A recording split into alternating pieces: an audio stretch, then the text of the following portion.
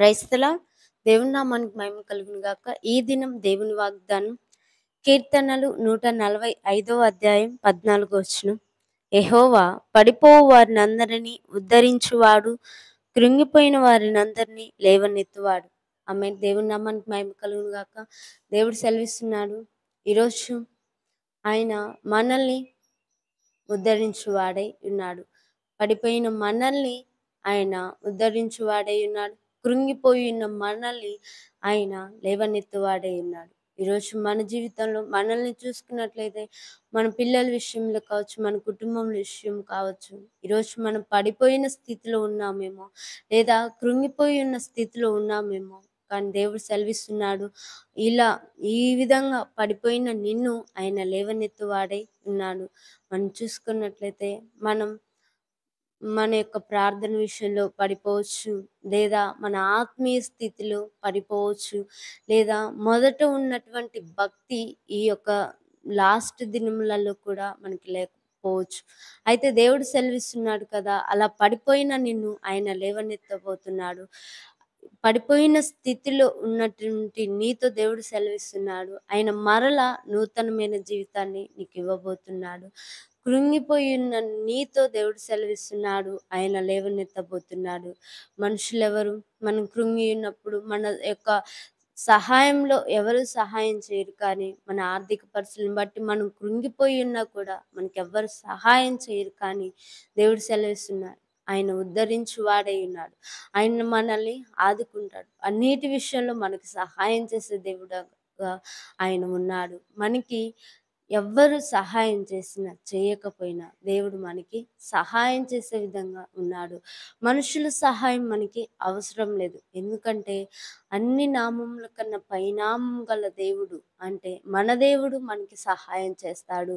మన దేవుడు మనకి ఆదరించువాడై ఉన్నాడు. మన దేవుడు మనల్ని పైకి లేవనెత్తువాడై ఉన్నాడు. మన దేవుడు మనల్ని అన్నిటి విషయంలో ఆయన సహాయం చేసి మనల్ని ఆదరించే విధంగా, మనల్ని అన్నిటి విషయంలో ఆశీర్వదించే విధంగా ఉన్నాడు. కాబట్టి మనుషుల సహాయం మనకి అవసరం లేదు.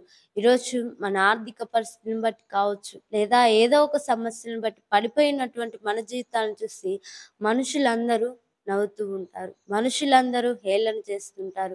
మన పిల్లలు పడిపోతే నవ్వుతూ ఉంటారు. మన కుటుంబం పడిపోతుంటే నవ్వుతూ ఉంటారు.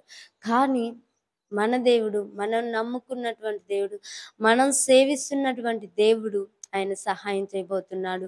పడిపోయిన నిన్ను ఆయన ఉద్ధరించువాడై ఉన్నాడు. కృంగిపోయినటువంటి నిన్ను ఆయన లేవనెత్తువాడై ఉన్నాడు. ఈరోజు కృంగిపోయిన స్థితిలో నీవు ఉండొచ్చు.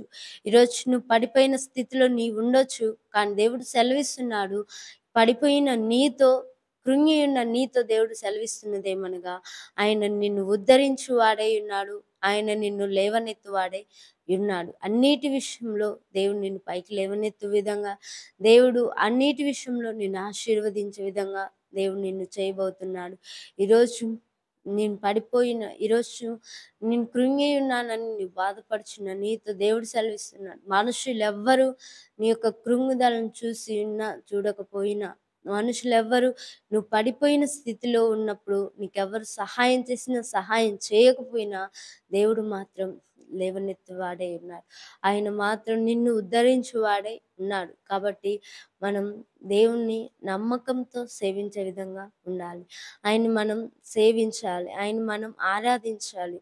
ఎంతో మనకి దేవుడు మేలు చేసే విధంగా ఉన్నాడు. పెంట కుప్ప మీద దరిద్రులుగా ఉన్న మనల్ని ఆయన పైకి లేవనెత్తాడు. కాబట్టి అన్నిటి విషయంలో దేవుడే మనకి సహాయం. కాబట్టి మనం పడిపోయిన స్థితిలో ఉన్నప్పుడు మనల్ని లేవనెత్తేది ఎవరు అంటే దేవుడు మాత్రమే. ఆమేన్. ఈరోజు పడిపోయిన నీతో, కృంగి ఉన్న నీతో దేవుడు సెలవిస్తున్నాడు, దేవుడు నీకు సహాయం చేయబోతున్నాడు. ఆయన నిన్ను ఆదుకోబోతున్నాడు. నిన్ను ఉద్ధరించబోతున్నాడు.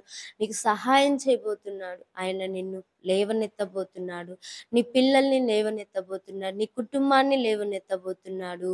ఈరోజు నుంచి దేవుని నామానికి మహిమకరంగా మీరు జీవించే విధంగా దేవుడు చేయబోతున్నాడు.